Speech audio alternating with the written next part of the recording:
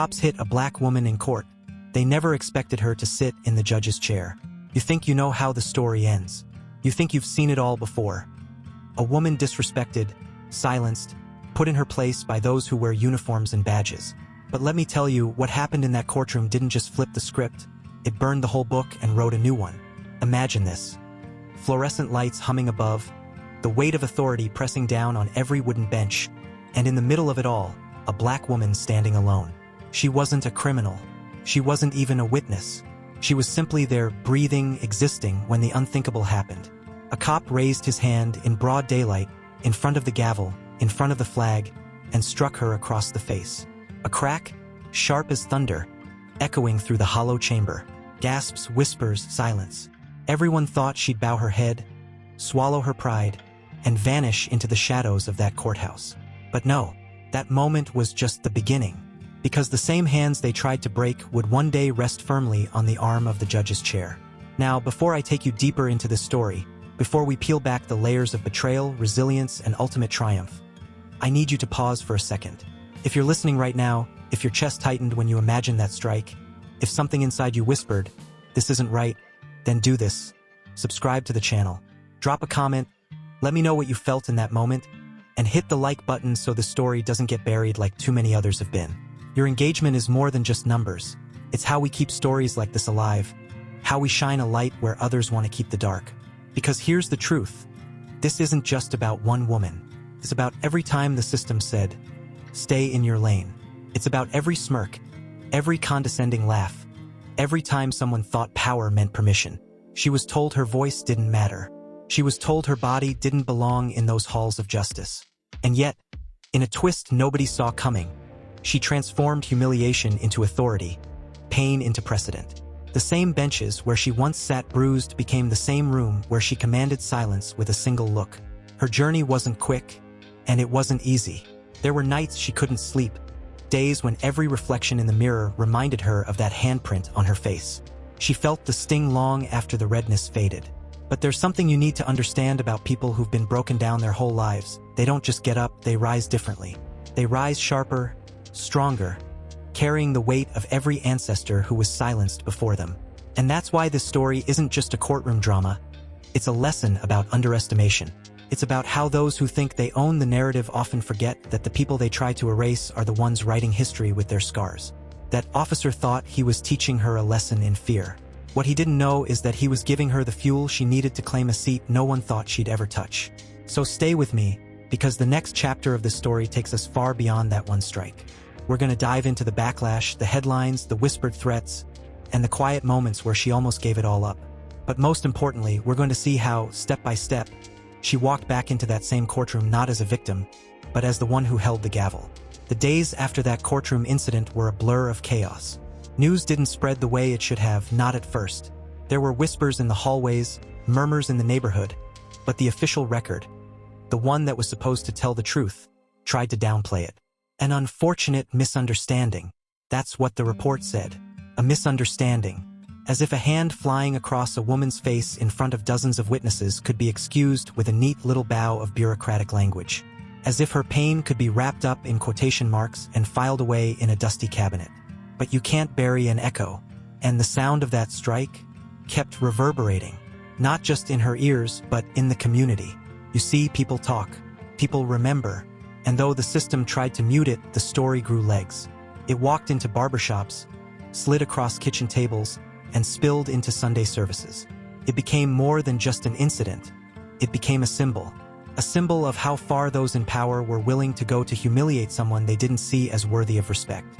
And for her, it became the moment she had to decide. Would she shrink into silence, or would she rise? Even if it meant walking through fire, she chose the fire. But don't think it was easy. Every day, she woke up with a voice in her head telling her it would be simpler to just let it go. Keep your head down, stay quiet, move on. That's what survival looked like for so many before her. But survival wasn't enough for her anymore. Something inside had shifted the second that officer's palm collided with her skin. That moment carved a line she couldn't step back over. She realized that if she let this go, she'd be complicit in her own erasure. And that wasn't an option. So she started small. She filed complaints that went nowhere. She sat through hearings where men twice her age looked at her like she was speaking a foreign language. She was told over and over, "These things happen," as though violence was just part of the price she had to pay for existing in certain spaces. She walked out of rooms feeling like her words bounced off the walls before they reached any ears. Still, she kept speaking, because silence, for her, had become a prison, and she refused to live behind those bars. And while she was pushing back, life didn't pause for her. Bills had to be paid. Jobs came and went. People in her circle told her to drop it for her own safety. There were nights she sat alone at her kitchen table, staring at stacks of rejection letters from law schools, her hands trembling with the weight of both exhaustion and fury. She asked herself the question we all ask when life beats us down. Is this fight even worth it? But here's where the story takes a turn most people don't see coming. In the middle of her despair, she remembered something her grandmother used to say: "They can hit your body, but don't let them touch your spirit." That phrase became her anchor. It replayed in her head when she felt like crumbling. And slowly, she started to see the strike not as an ending, but as a calling. It wasn't about her anymore. It was about everyone who had ever been told they didn't belong in those sacred halls of justice. So she doubled down. She studied harder than she ever had in her life. Nights bled into mornings, coffee cups stacked high, pages of law books marked with tears as much as ink. She forced her way into spaces that weren't built for her. And every time a door slammed in her face, she told herself, "One day, I'll sit at the table they swore I couldn't even walk toward." And she didn't just sit at the table. She aimed for the head of it. The road was long, paved with humiliations, detours, and betrayals by people she thought she could trust. But every setback became part of the armor she was building. Every sneer, every dismissal, every whispered insult under someone's breath became fuel. And with each step forward, she wasn't just climbing. She was rewriting the rules of the game. Because in the end, they had no idea what kind of storm they had unleashed the moment that officer's hand touched her face. The strike may have seemed like just another day at the courthouse for those who witnessed it. Some even shrugged, whispering, "That's just how things are." But for her, it split time in two before and after. From that moment forward, every step she took carried the weight of proving them wrong. Yet here's the part most people forget about resilience. It's not glamorous. It doesn't look like movie montages or dramatic speeches. It looks like loneliness. It looks like nights spent curled on the floor because the world feels too heavy to stand. It looks like silence when no one believes your story and every door you knock on slams in your face. That's the truth of what she lived through. In the weeks that followed, she faced a wall of resistance. Officials stonewalled her. The same officers who once nodded politely in her direction now smirked when she walked by, as though daring her to fight back. Even people in her own community whispered doubts. "She's making it bigger than it is," they said. "It's not worth all this noise." Imagine the isolation of realizing that even those closest to you are too afraid or too tired to stand beside you. But she wasn't chasing validation. She was chasing justice, and that meant she had to learn how to walk alone. Every morning she laced her shoes and told herself, "Today, I'll go one step further than yesterday." Some days, that step was just filling out paperwork no one would read. Other days, it was confronting men twice her size in hearings where her words were cut short. And yet, with every small act, she was laying bricks on a road no one thought she could build. And here's where the irony hits hardest. The very system that tried to silence her became the one she learned to master. Instead of letting the strike define her as a victim, she used it as her classroom. Every insult sharpened her. Every rejection toughened her skin. She started studying not just to defend herself, but to understand the machinery that allowed moments like hers to happen. She didn't just want an apology. She wanted transformation. Late at night, she'd sit at her desk with her textbooks open, tracing words with her finger like they were scripture. The law wasn't just words on a page to her, it was a battlefield. And she knew that if she could master it, she wouldn't just fight back. She would change the terms of the fight itself. That thought kept her going when exhaustion whispered, "Quit." There's a peculiar strength that comes from being underestimated. When people assume you're weak, they reveal the cracks in their own armor. And she learned to watch those cracks carefully.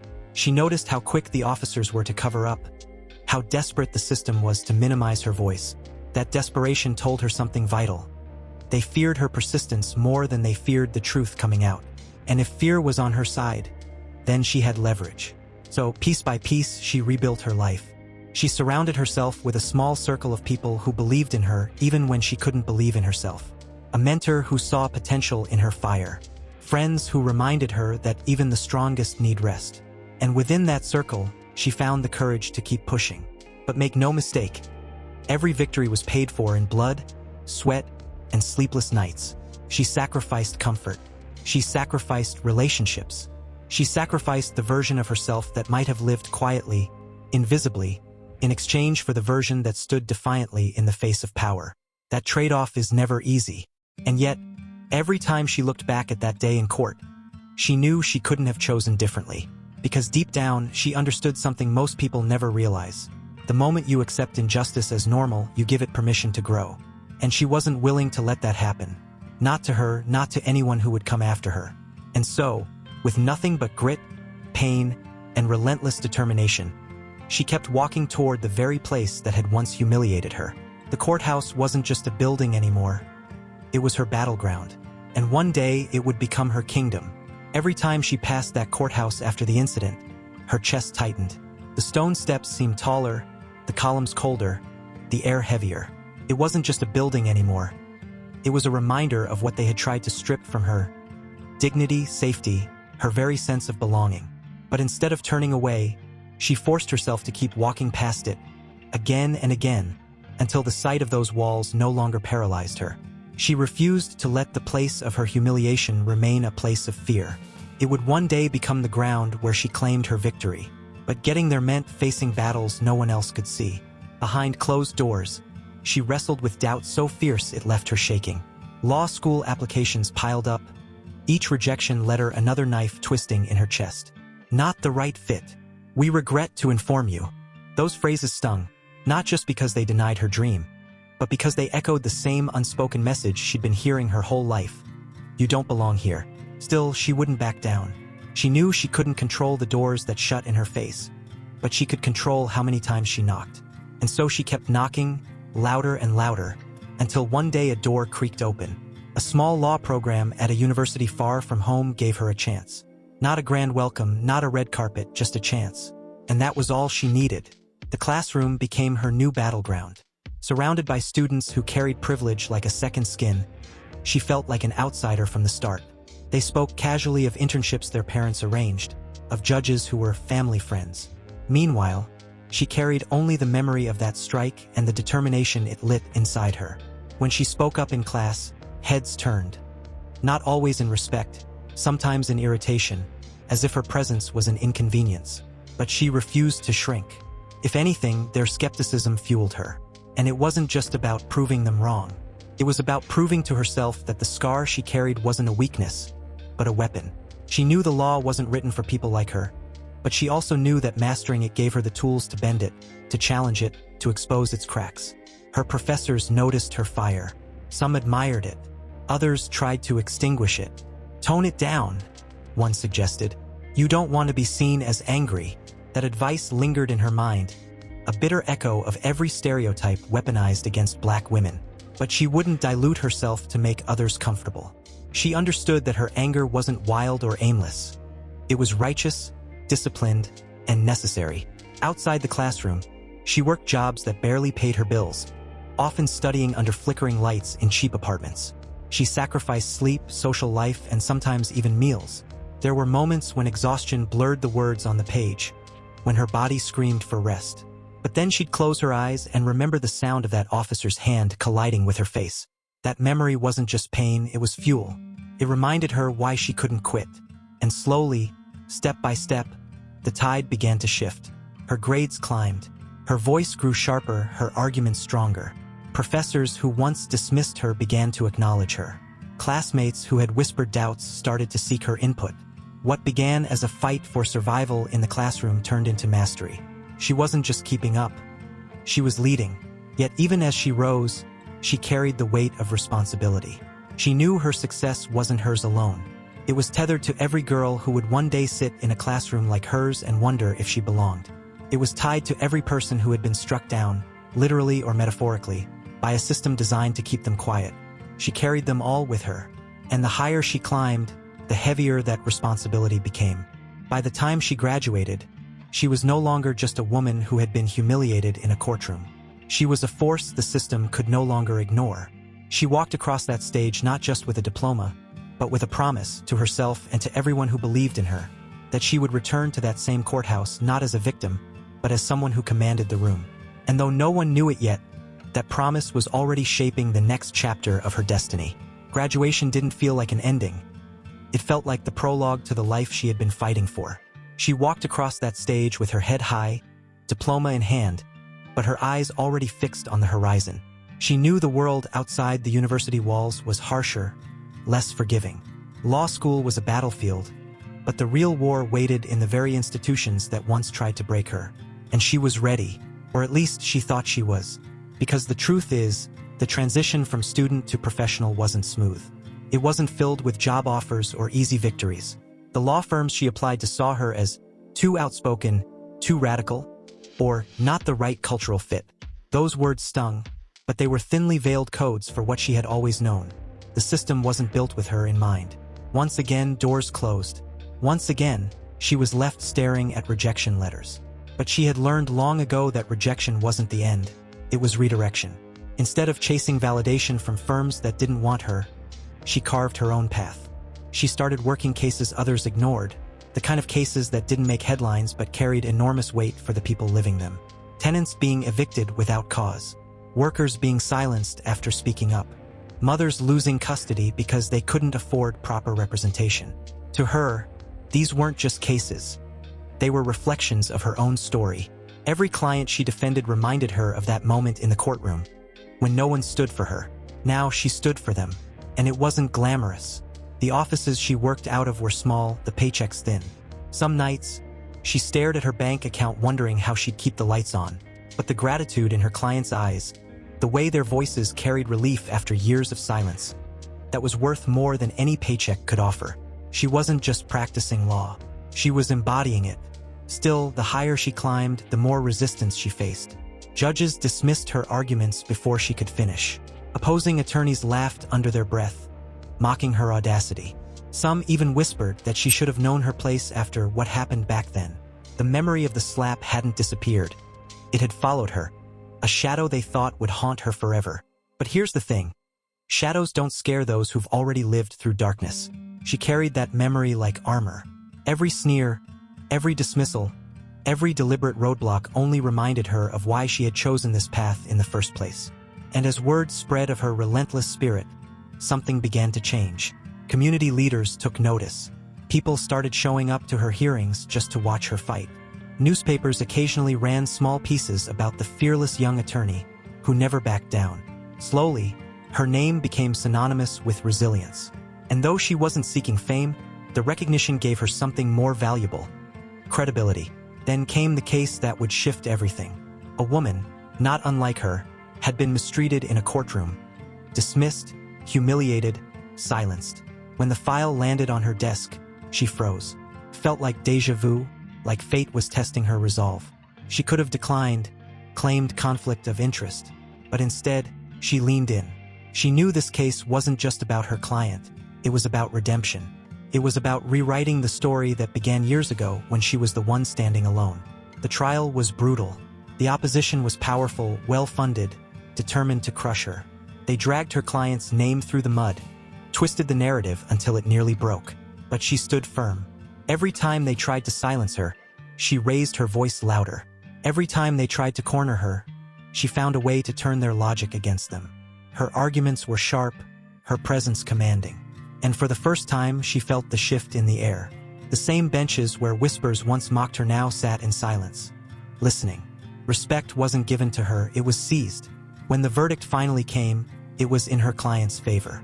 A victory, a small one, maybe in the grand scheme of things, but monumental in what it symbolized. She walked out of that courtroom knowing she hadn't just won a case. She had proven to herself, and to everyone watching, that she belonged in that room. Not as a bystander, not as a victim, but as a force.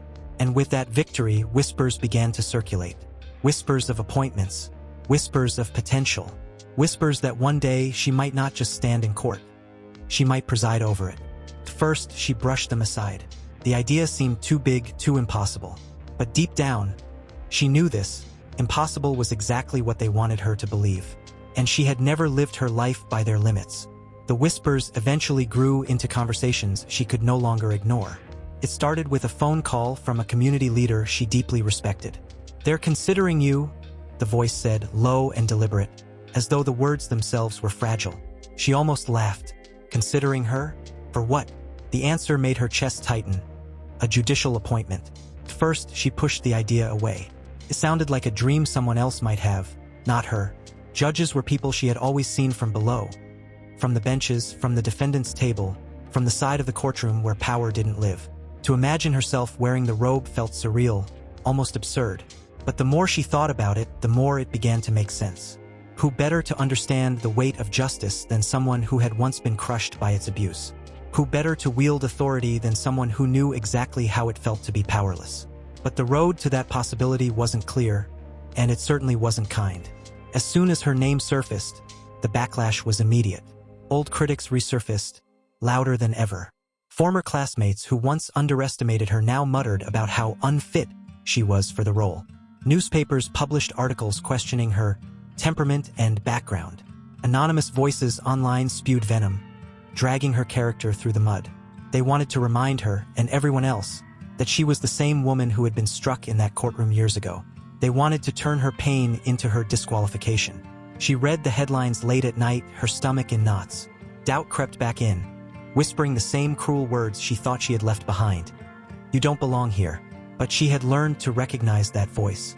She knew it wasn't truth. It was fear dressed in authority. And she refused to let fear write her story. Instead, she doubled down. She prepared herself not just legally, but mentally. She revisited every case she had worked on, studying her own record with ruthless honesty. She consulted with mentors, allies, even skeptics, asking hard questions and listening to harder answers. She knew that stepping into that role meant opening every corner of her life to scrutiny. And she was determined to make sure that when they came for her, she would be ready. And come for her, they did. The smear campaigns grew vicious. Rumors circulated about her personal life, her family, even her finances. The irony wasn't lost on her. Those in power feared her not because of any scandal, but because of her integrity. They feared what it meant for someone like her to sit on the other side of the bench. They feared losing control of a narrative they had owned for generations. But here's what they underestimated. The same community they thought would stay silent rose up with her. Letters poured in from people whose lives she had touched through her work. Former clients stood in front of microphones, telling the world how she had defended them when no one else would. Students she had mentored spoke about her relentless commitment to justice. One by one, their voices built a chorus too loud to ignore. She walked into hearings where her qualifications were questioned, her every word dissected. But she walked in with her head held high, carrying not just her own story but the weight of thousands who saw themselves in her. And while opponents tried to paint her as inexperienced, emotional, or unfit, she countered with facts, discipline, and a quiet power that silenced even the most hostile rooms. Behind the scenes, though, the pressure nearly broke her. There were nights when exhaustion dragged her to the floor, when the thought of giving up seemed almost merciful.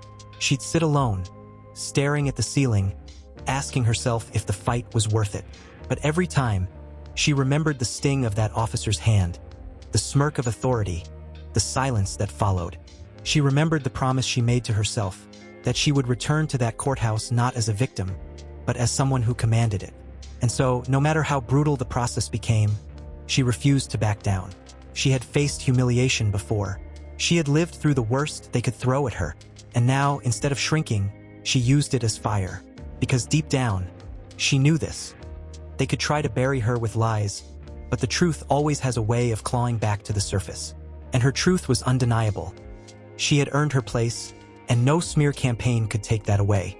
The courthouse, which had once felt like a tomb to her spirit, now became the place where her resolve was forged in fire.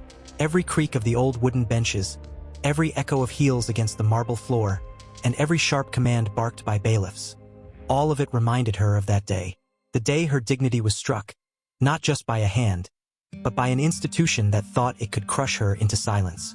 What they didn't know was that silence, in her world, had never meant surrender. It had always been the pause before the storm. And in the weeks that followed, she began building that storm piece by piece. She poured herself into study with a hunger that startled even her professors. Books weren't just words on a page anymore. They were weapons, shields, and blueprints for survival. Every case she read about, every precedent she dissected, became another brick in the fortress she was constructing within herself. It wasn't just about learning the law. It was about understanding the very language of power that had been used to strip her of her humanity. She decided, almost obsessively, that if they wanted to play the game of authority, she would master it so completely that no one would ever dismiss her again. But here's the thing: transformation never comes without sacrifice. While other students enjoyed late-night parties or carefree weekends, she was buried in libraries, eyes burning under the dim light of a desk lamp, her body fueled only by coffee and the raw fuel of outrage. She sacrificed friendships, sleep, and even her health. People whispered behind her back, "She's too intense," or "She'll burn out." Maybe they were right, but she knew what they didn't. When your soul has already been scarred in public, when your pain has been witnessed and dismissed, you can't afford to live half-heartedly anymore. You either rise or you disappear. And disappearing was never an option for her. Still, the ghost of that courtroom slap haunted her. Late at night, when exhaustion tried to choke her spirit, she'd feel the sting on her cheek all over again. Not just the physical blow, but the humiliation that came with it. The smirk of the officer, the indifference of the judge, the murmur of the crowd. Those memories weren't scars to be hidden. They were fuel. They whispered to her, "Don't stop. Don't you dare stop." And so, she didn't. Her journey wasn't just about proving them wrong. It was about proving herself right. She realized that her fight wasn't against individual men in uniforms. It was against the centuries-old machinery of dismissal, prejudice, and contempt that had targeted women like her long before she was born. And maybe that was the most terrifying realization of all, that she wasn't just carrying her own pain. She was carrying the voices of countless others who had been silenced in courtrooms, schools, and workplaces across history. Their struggles had been buried, but now they pulsed in her veins, demanding to be heard. The first time she argued in moot court, her voice shook. Her palms were sweaty, her knees weak.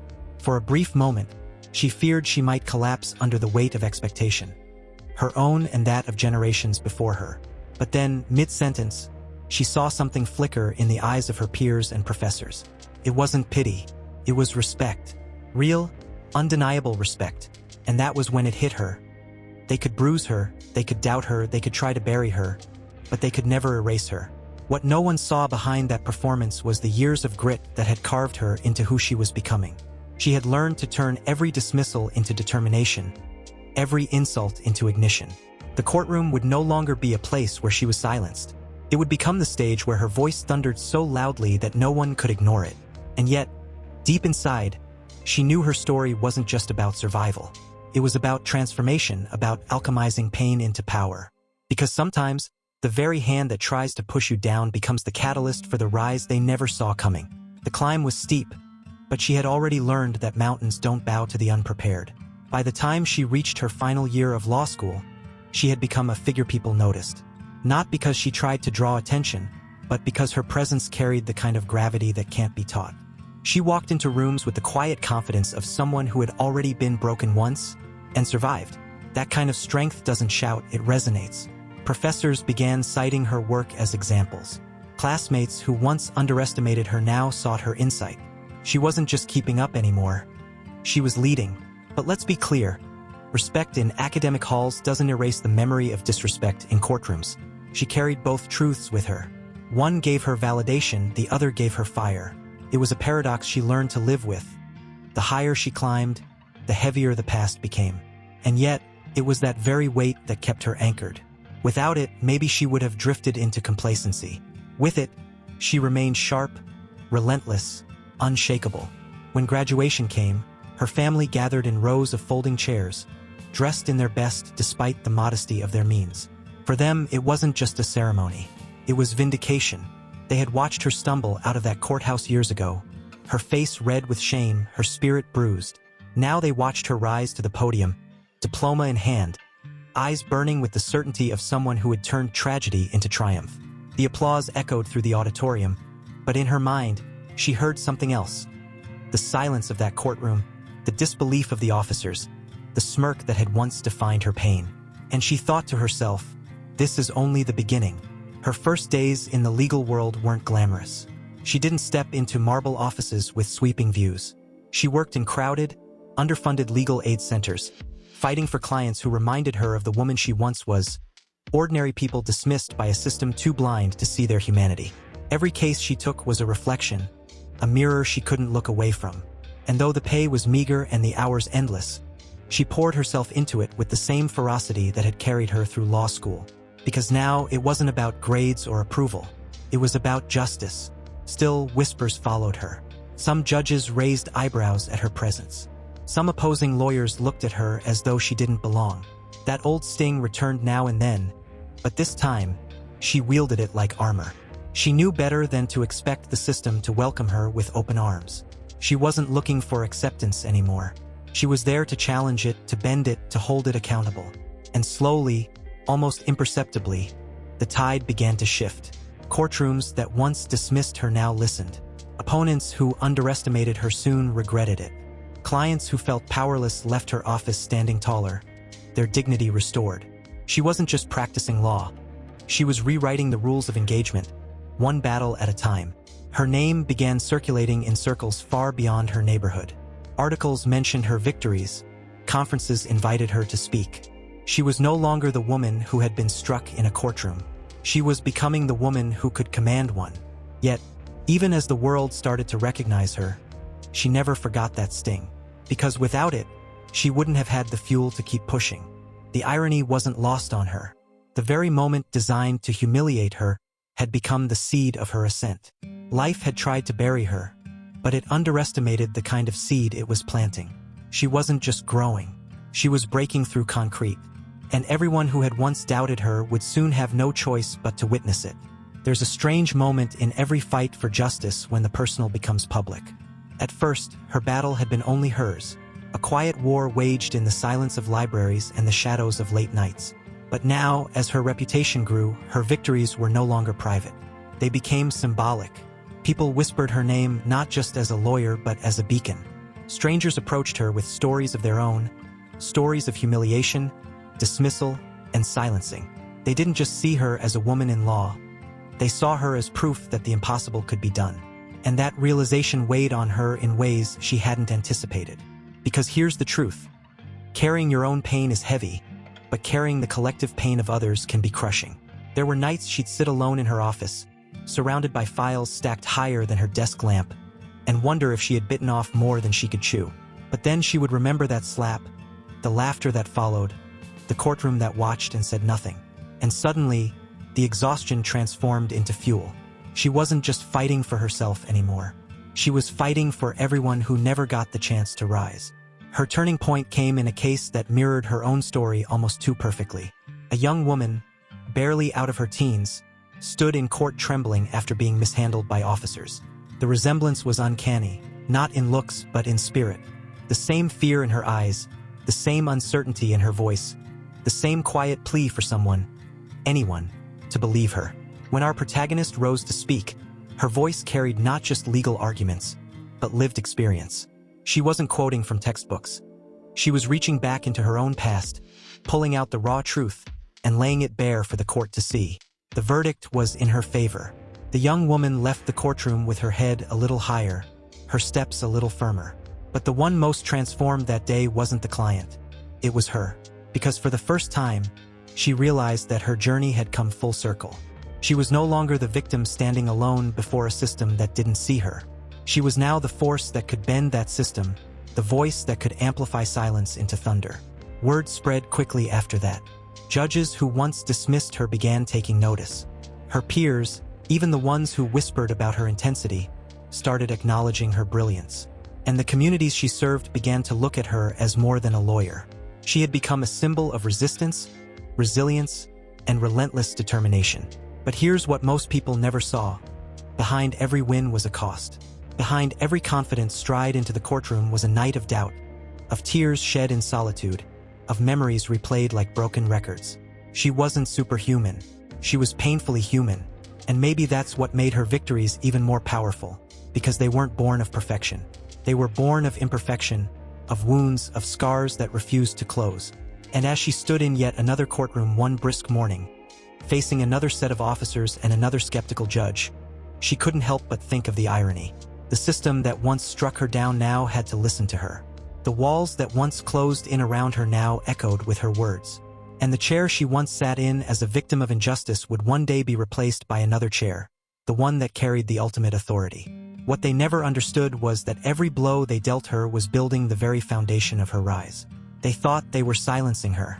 Instead, they were amplifying her story to heights they couldn't even imagine. By now, the whispers of her name had grown into murmurs of anticipation. The very same courts that once ignored her, mocked her, and struck her down were starting to feel the tremor of her presence. She walked through hallways with a quiet, unshakable confidence, the kind that isn't loud but impossible to ignore. Every step she took reminded her of that day. The slap, the sneer, the humiliation. But instead of weighing her down, it propelled her forward. It had become her compass, pointing her toward the chair she was destined to occupy. The first official invitation to sit in a higher capacity came as a shock. Not the recognition itself, but the realization that the system she had fought so hard against now considered her indispensable. At first, she was hesitant. She knew that stepping closer to power meant exposure to scrutiny, to politics, to enemies who would stop at nothing to see her fail. But she also knew that avoiding it would be a betrayal, not just to herself, but to everyone who had ever been silenced in a courtroom. Courage, she realized, wasn't the absence of fear. It was moving forward despite it. And move forward she did. The path wasn't smooth. Every decision she made, every public appearance, every argument she presented was analyzed, criticized, and politicized. Some whispered that she was too ambitious. Others said she didn't have the temperament for authority. And there were moments when the weight of those voices nearly crushed her. The fear of failure, of being exposed, of disappointing the ones she represented. It all surged in waves, threatening to drown her. Yet, she had long since learned to use fear as fuel. It was a tool, a reminder, a spark that kept her sharp and alert. One day, a mentor who had watched her journey since those early, lonely nights in the library pulled her aside. "They're testing you," he said. "Every smear, every whisper, every challenge. They're all part of seeing if you're ready for this." And in that moment, she understood that her rise wasn't about defeating them. It was about proving to herself that she could endure, adapt, and transcend the very forces that once sought to break her. The more she advanced, the more subtle the resistance became. Allies would hesitate, waiting to see if she would stumble. Opponents tried to lure her into traps, missteps, and controversies. But she moved with precision, patience, and an awareness that had been honed by years of survival. Every action, every word, every strategy was calculated not for ego, but for impact. Her goal was never just to reach the chair. It was to transform what the chair represented. Behind closed doors, the pressure was relentless. Sleepless nights became routine, emails stacked up like bricks, and every phone call could carry either opportunity or sabotage. There were moments she questioned herself, moments when she wondered if the weight of expectation was too much, if she could truly bear it. But then she would think of that officer's hand, that courtroom silence, and the countless others who had been struck down before her. And she would rise, again and again, until exhaustion itself bowed to her determination. Her community watched with bated breath. People who had once doubted her now cheered her every step. Supporters rallied not just for her, but for the symbol she had become, the living proof that the machinery of oppression could be confronted, challenged, and ultimately transformed. They saw in her what she saw in herself. A woman forged in fire, tempered by injustice, and destined to redefine the rules. And though the final step, sitting in the judge's chair, still lay ahead, she felt the truth of it in her bones. Every struggle, every slap, every whispered doubt had been preparing her for this moment. They thought they could keep her down. They thought they had broken her. But they didn't realize that what they had done was give her the very power she would wield one day from that chair. The day had finally arrived. The day that had been quietly, relentlessly approaching for years. She stood outside the courthouse, the air crisp and heavy with anticipation, and felt a strange mixture of calm and fire coursing through her veins. This was the room that had once humiliated her, the walls that had witnessed her pain, the very floor where she had been struck and silenced. And now, those same walls would bear witness to her triumph. Walking through the grand doors, she felt the eyes of the world, or at least of those who had doubted her, pressing down on her. Reporters whispered, cameras clicked, and the low hum of anticipation filled the air. She could almost hear echoes of the officers' laughter from years ago, a cruel soundtrack to her memory. But instead of fear, she felt clarity. That memory was no longer a burden. It was the proof of how far she had come. Every rejection, every slap, every whispered doubt had led her to this threshold. Inside the courtroom, the murmurs grew louder. Lawyers who once dismissed her as inexperienced now watched her carefully, some with skepticism, others with grudging respect. And then came the chair, elevated, imposing, a symbol of authority she had only dared to imagine. The same chair that had once represented power wielded against her now awaited her command. Every fiber of her being recognized the significance.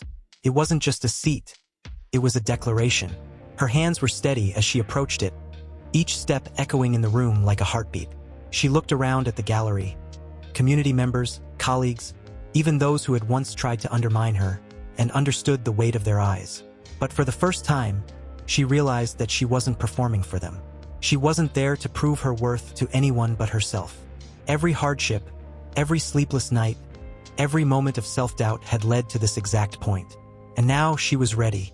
Sitting down, she felt the gravity settle across her shoulders like a mantle she had earned.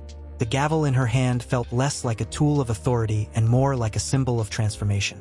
She could see the surprise flicker in the eyes of those who had once thought her weak, unworthy, or invisible. It was a look she had long anticipated, but never would have fully savored without experiencing every step of her arduous journey. The proceedings began, but her focus wasn't on the motions, the objections, or the arguments. Her focus was on the presence she commanded, the authority she embodied, the silent declaration that injustice would no longer have the final word. She wasn't just judging cases. She was rewriting a narrative that had sought to silence her for years.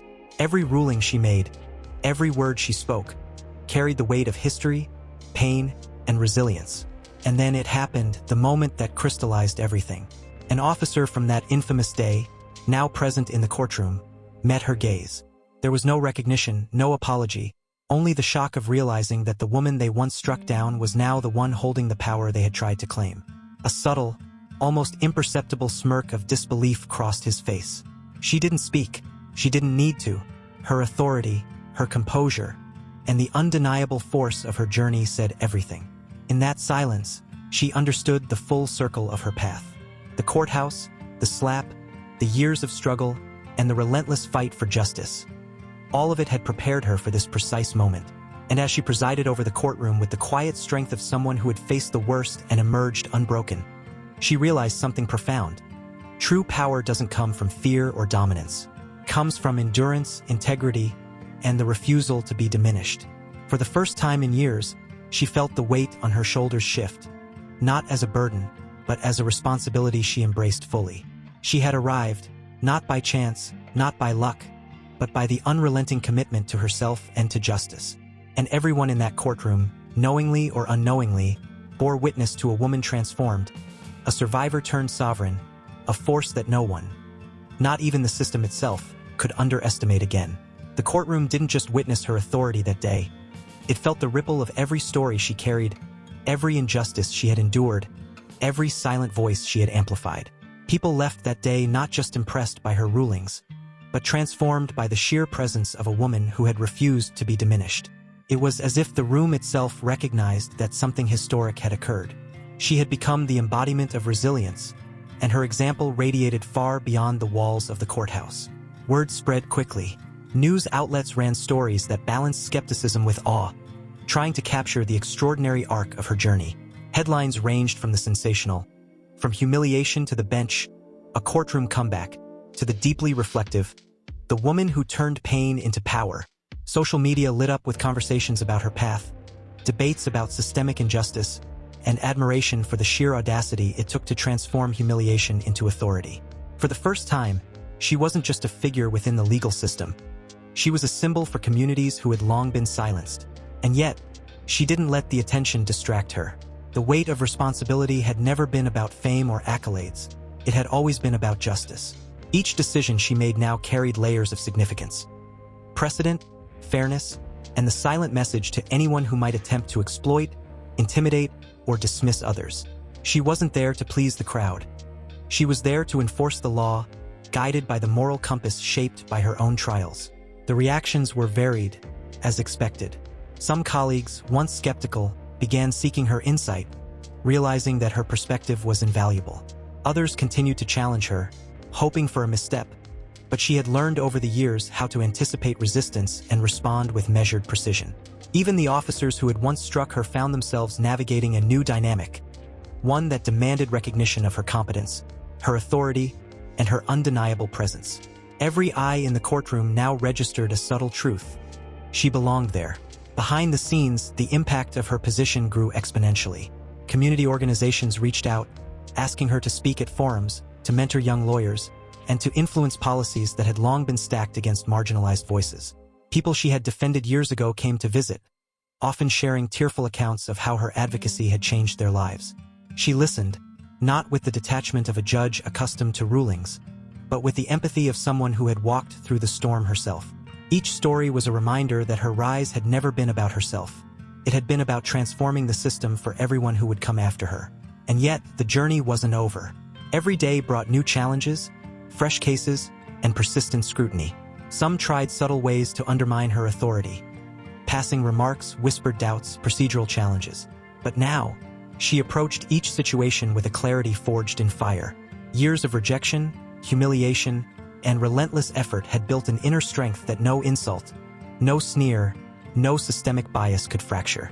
She had become a master not only of the law but of resilience, wielding both with quiet, undeniable force. Her presence on the bench was a lesson in itself. It spoke louder than any speech or article could. It told the world that survival could evolve into sovereignty, that humiliation could transform into command, and that justice, when fought for relentlessly, could be redefined by those who had once been silenced. And for everyone who had doubted her, who had dismissed her, or who had tried to push her down, the message was unmistakable. The woman they underestimated was now the one holding the power they never expected. The case that defined her early tenure as a judge came swiftly, almost as if fate had scripted it. A high-profile dispute involving systemic misconduct had been languishing in the courts for months, and the parties involved were powerful, well-connected, and used to bending outcomes in their favor. But now, facing her, they encountered someone who had survived humiliation, bias, and brute force, and emerged unbroken. She wasn't intimidated. She wasn't hesitant. She was ready. Walking into the courtroom that day, she felt the energy shift. Attorneys who had never seen her in this role now studied her every move, searching for weakness. Journalists took seats along the back, pens poised and cameras rolling, eager to capture the story of the woman who had defied expectation. And the audience, composed of community members and those who had once been overlooked by the justice system, held their breath. They knew something historic was about to happen. The proceedings began with tension crackling like static electricity. Each objection, each argument, was met with her calm, unwavering attention. Her rulings were precise, her questions probing yet fair. She demanded clarity, accountability, and truth, not just from the lawyers but from the very institutions that had long evaded responsibility. And with each measured decision, she built momentum, steering the courtroom with the authority of someone who understood both the law and the cost of injustice. Her presence was transformative. Witnesses who had feared speaking out before now found courage in her gaze. They answered questions with honesty, no longer intimidated by the looming weight of bias or the threat of dismissal. She had become a beacon, signaling that the law could protect those who had been ignored, that fairness could prevail even in the face of power. It wasn't just a ruling she was delivering. It was a message, loud and unambiguous. History had underestimated her, and she was reclaiming its narrative. When the verdict finally came, it reverberated far beyond the courtroom walls. The parties involved were forced to reckon with accountability in ways they had never imagined. The public reaction was immediate and intense. News networks broadcasted the story repeatedly, analyzing the historic implications. Social media erupted with discussions, debates, and admiration for the woman who had taken a space designed to suppress and used it to redefine authority. She wasn't just a judge now. She was a symbol, a catalyst for justice in a system long plagued by inequity. Yet, through all the attention, she remained grounded. She knew that this victory, as monumental as it was only one step in a much longer journey. There would be more cases, more scrutiny, and more resistance. But she also understood that the lessons of her past, the humiliation, the slap, the disbelief, were now tools she wielded with mastery. They had sharpened her resolve and fortified her spirit. She had learned to transform every obstacle into an opportunity, every setback into strategy. And in the quiet moments after the courtroom emptied, when the cameras stopped rolling and the applause faded, she allowed herself a brief, private acknowledgement. She had turned pain into purpose, defeat into dominance, and silence into authority. She had taken a chair that once represented her suppression and made it the throne of her sovereignty. The woman who had been struck, laughed at, and dismissed was now the one others had to reckon with, the one who had rewritten the rules entirely. Her journey was far from over. There would be challenges, detractors, and battles ahead. But for the first time in her life, she sat fully in her power, ready to face whatever came next, knowing that nothing could diminish her again.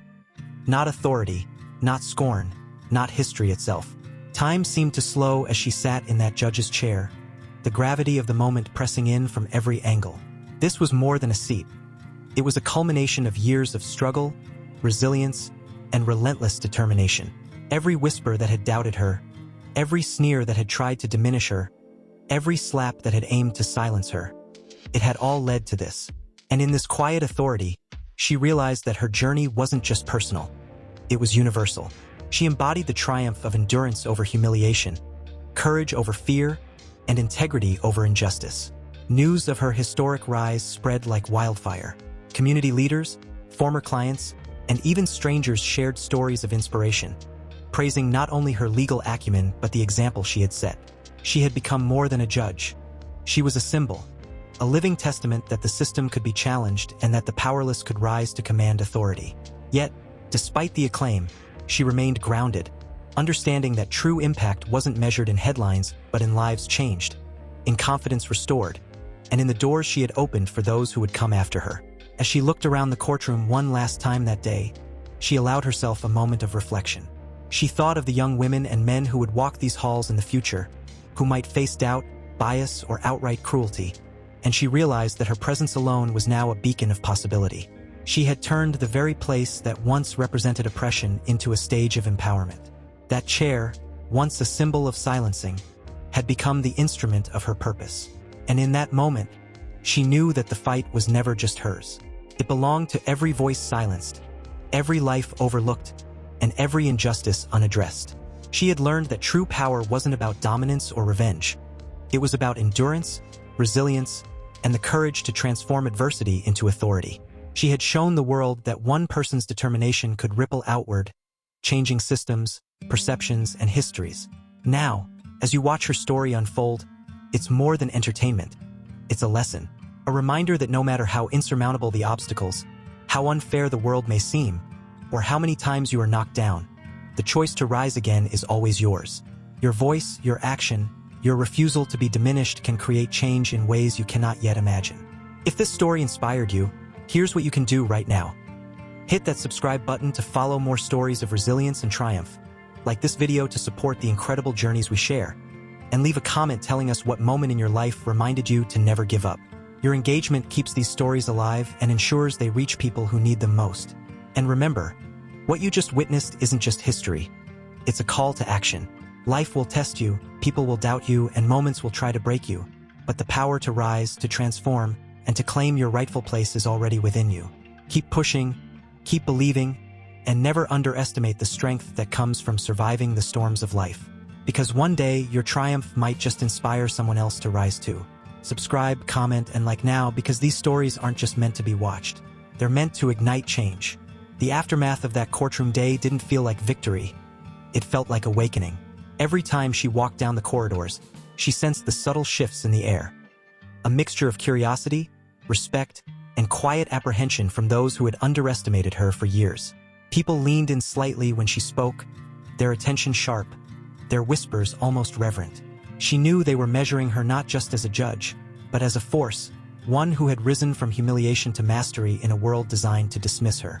And somewhere in that moment, she realized how contagious her presence could be, how it could plant seeds of ambition, courage, and determination in everyone who witnessed it. Stories of her rise began circulating in unexpected ways. A young intern at a neighboring law firm recounted how he had once mocked her intelligence, only to now approach her with an eagerness to learn. to understand how someone could turn adversity into authority. Even the officer who had once struck her, the symbol of everything unjust in the courtroom, seemed to shrink in her presence. There was no dramatic confrontation, no shouting match, only the silent acknowledgement that the world had changed, because she had changed it. And yet, she didn't pause to bask in recognition. The world was full of complacency, distractions, and the seductive ease of mediocrity. She had learned that success wasn't permanent. It was a moment, fragile and fleeting, and only those willing to work relentlessly could sustain it. Every case she presided over, every ruling she made, carried that weight, a reminder to herself and to all who witnessed her that authority earned through perseverance could not be replicated by shortcuts, charm, or entitlement. Her story began to circulate online, on platforms where millions scrolled through endless content seeking inspiration, escape, or distraction. And here's the subtle truth she understood intuitively. When someone sees the journey of a person who transforms pain into purpose, admiration alone is rarely enough. People want to follow, to witness more, to feel connected to the unfolding journey. It's why her story had to keep moving, evolving, revealing layers of resilience, strategy, and brilliance. Those who engaged didn't just want a single moment. They wanted the experience of watching triumph build, moment by moment. Imagine sitting there, witnessing her every decision, her every word, her every subtle gesture as she navigates the pressures of power. It's magnetic, almost impossible to look away. Every glance, every expression, every command in the courtroom becomes a lesson, a pulse, a subtle call to see the world differently, to understand what it means to rise when everything is stacked against you. That's the invisible hook, the unspoken connection that draws people closer without them realizing it. You're drawn in because deep down you sense the transformation is possible for you too. And here's where the subtle magic happens.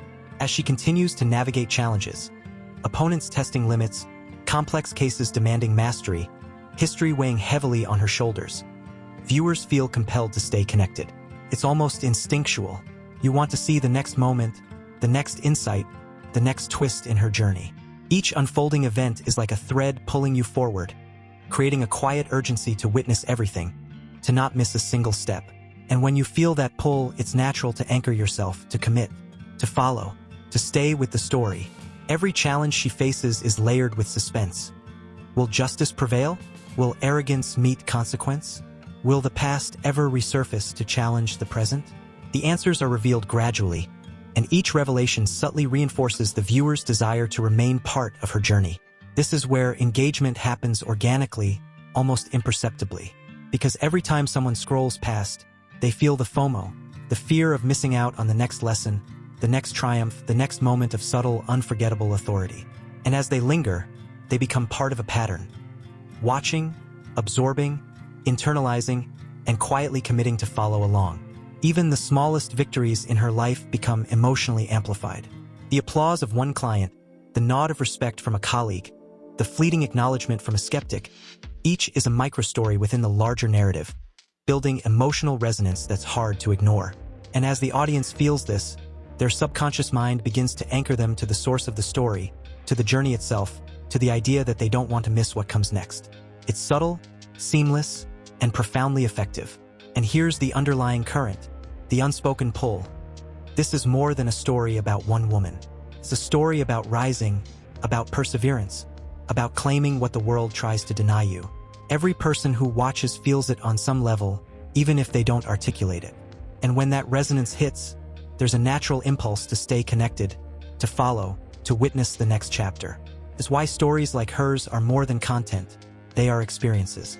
Experiences that transform, compel, and quietly guide viewers toward a decision they might not even realize they're making. The decision to be part of the journey, to stay present, to never miss the next step.